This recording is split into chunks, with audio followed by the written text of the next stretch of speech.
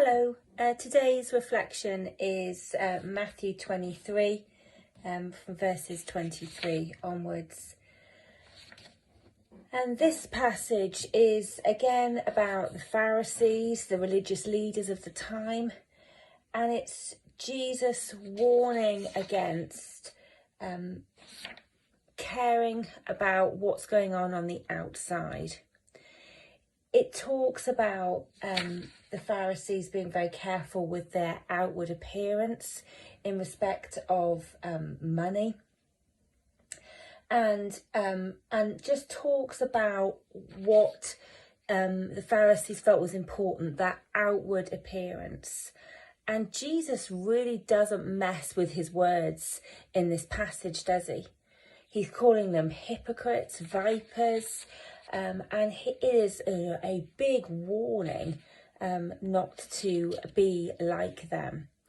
And if you can imagine what the atmosphere must have been like for the crowd that were watching, Jesus point a finger at these religious leaders who felt that they were owed to be followed by the people.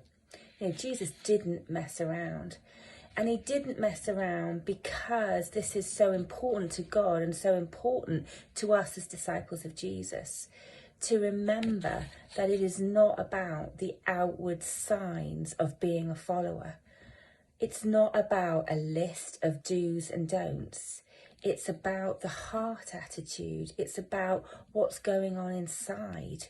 We can all fake it, but actually what Jesus is calling us to is to surrender our hearts, to surrender really what is going on inside of us, calling us to be honest, calling us to put him first in the quiet times, in the secret places.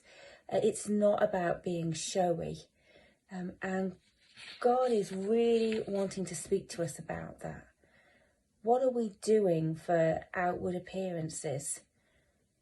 I think God is calling us to examine our hearts, to examine our motives, and to surrender those to Jesus.